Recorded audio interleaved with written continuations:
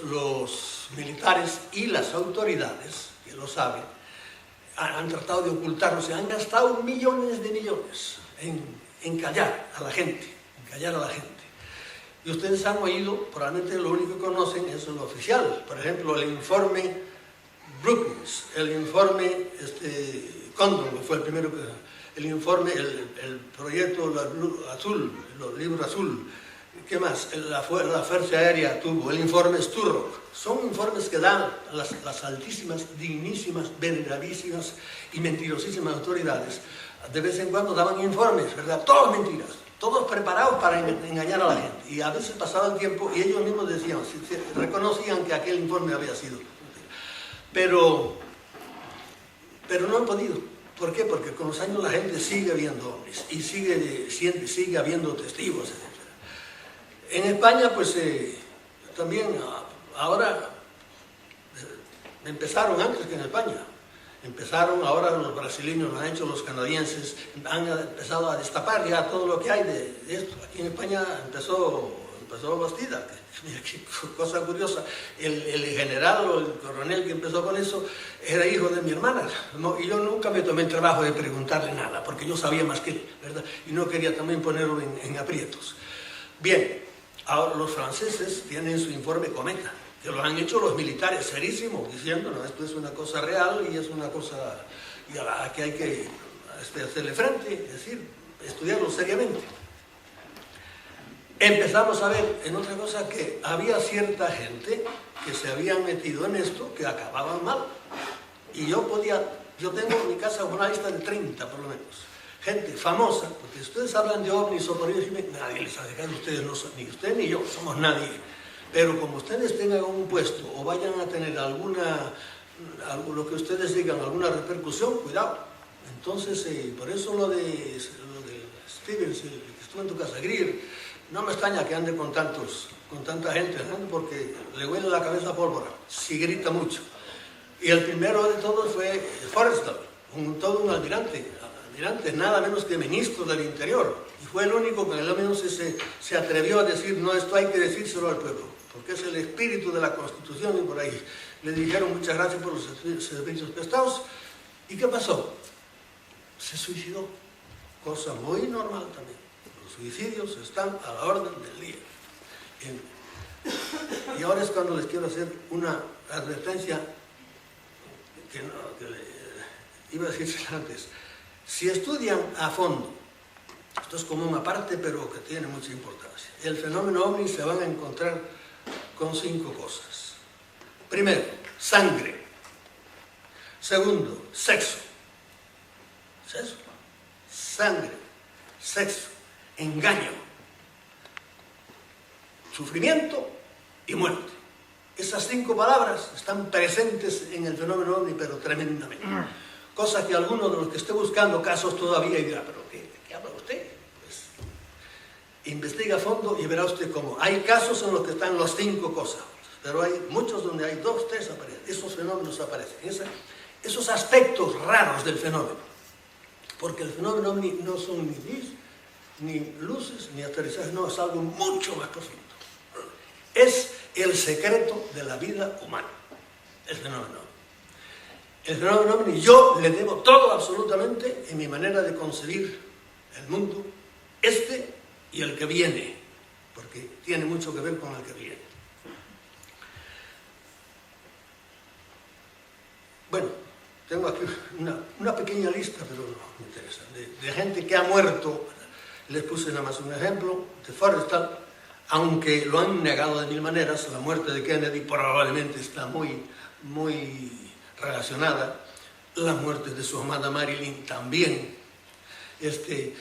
Michael Wolff se murió de eso. John Mack se murió. Gente que se muere de manera rara. Por ejemplo, Heineck entró en un hospital para que le hiciera una operacióncita aquí y salió con las patas para adelante, porque Heineck también era un hombre que había estado al frente del proyecto el Azul, aquel proyecto, y se le reviró. Y yo me acuerdo que con Heineck yo en la discusión tuve una discusión, estábamos hablando en casa de un ingeniero allá en Puerto Rico y yo le dije a Jaime, señor Jaime, si yo hubiera tenido en mi mano tantos datos como usted tuvo cuando era jefe oficial del proyecto Blue Book, yo no hubiera tardado tantos años en caer en la cuenta de que esto es real. Pero ¿qué pasa? Siempre el dinero era su puesto. Si lo que sacaban de ahí, pues perdía su puesto. Igual que le pasó a Carl Sagan. Carl Sagan sabía todo lo que se podía saber, pero Carl Sagan vendía la ciencia, ponía todo su nombre, ¿verdad? Después de aquella famosa serie que tuve de televisión, era muy famoso, y ponía todo su nombre, ¿verdad?, al servicio de la mentira. Bien. Otra cosa. Empezamos a hacer divisiones, ¿verdad? Esto de las divisiones hay que tenerlo muy presente. ¿Por qué? Porque siempre hablamos de los hombres como si los hombres fueran todos igual. Primero, son muchísimas razas diferentes que vienen de todo tipo de sitios, ¿verdad? De sitios, y algunos no vienen de sitio ninguno, porque no ocupan sitio, ¿entiendes? Es algo, un pensamiento no ocupa sitio, ¿verdad?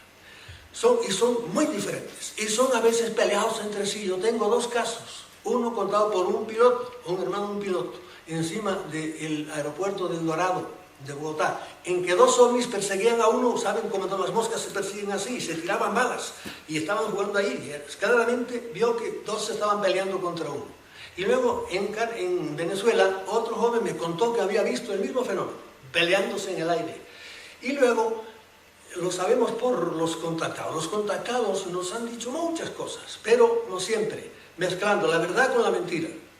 La segunda palabra que les dije, la primera era sexo y mentiras. Mentira, mienten, y mienten, pero dicen muchas verdades, porque parece que están obligados todos a decirnos siempre alguna verdad. No pueden mentirnos por completo en todo. Son cosas que conjeturamos, porque hay mil cosas que no podemos saber.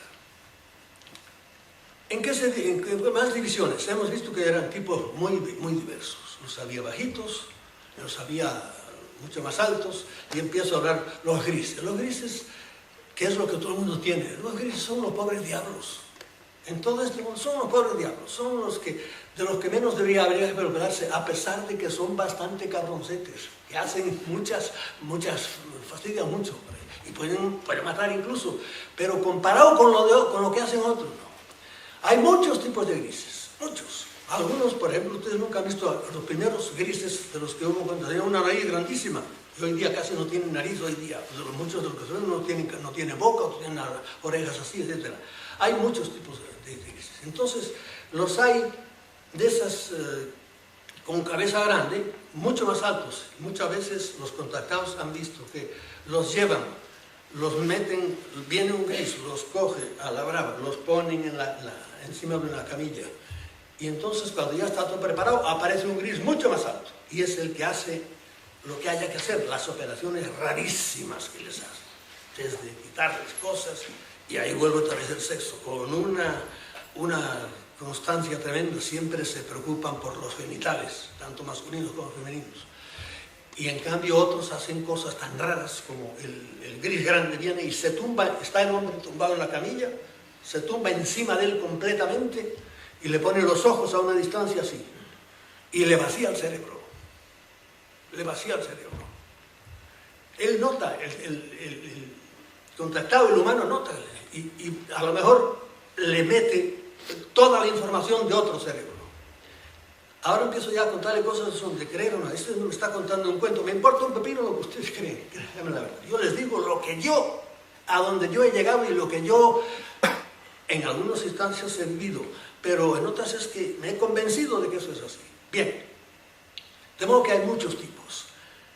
Otra cosa tremenda es que a veces lo que se baja de los ovnis no son humanoides, ¿verdad? Son animales, pero animales inteligentes. Ejemplos, qué sé yo, me sé del caso, un niño en Puerto Rico estaba jugando al baloncesto, se le fue la bola un poco para allá, fue a jugar y se encontró con ustedes saben que hablan de chupacabras, los chupacabras que eran tan reales como es esta botella, ¿verdad? No sé de dónde venían, ni si eran transdimensionales, no lo sé, pero que te podían matar, eran cierto, y que dejaban huellas, eran ciertos. Se encontró con el animal, lo miró, se miraron los dos de frente, el animal dio media vuelta y salió, como suelen salir los chupacabras, a una velocidad como si fueran eléctricos, ¿verdad? Eso me acuerdo de ese caso en Puerto Rico contado. Y el caso, que también lo conocemos muy bien, de la mujer de un policía. La casa está aquí, una casa muy modesta, el garaje estaba allí, a la misma altura del piso. Oye chillar al perro, va para allá, estaba en chupacabras queriendo matar al perro. Lo matan rápido, le hacen el agujerito aquí, se le chupan la sangre en un segundo, otra vez aparece la sangre. Y vino la mujer, vio aquello, el chupacabras lo vio, dio media vuelta, salió a toda velocidad. Había un muro como a 3 o 4 metros, lo saltó desde muy lejos y desapareció. Es decir, que hay formas animalescas, lo cual empieza a echarse para atrás y decir, ¿y esto qué es? Eso es la madre del cordero, porque eso en el fenómeno lo van a encontrar muchísimo, ¿entiendes? Bien, pero son animales inteligentes, porque no solo, qué sé yo, en el cosmos han evolucionado muchas razas, muchas formas, y hay veces que son cosas, que parecen cosas, pero también tienen inteligencia. Bien. Otra división, otra muy importante. ¿Son positivos o son negativos? Aquí, por ejemplo, estuvo estudiando Greer, que él cree que son positivos. Los grandes defensores de que son positivos pues son él, son John Mack, son Boylan, son Stieber, era Michael Wolff, mucha gente. Porque créanme, la cantidad de autores que hay, de gente que está en esto y que en España se desconocen es enorme.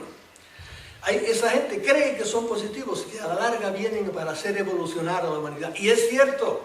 Por ejemplo, a mí me han hecho evolucionar mucho, ¿verdad? Pero la cosa no es tan sencilla, porque mezclado con eso, ¿verdad? Esos mismos que te hacen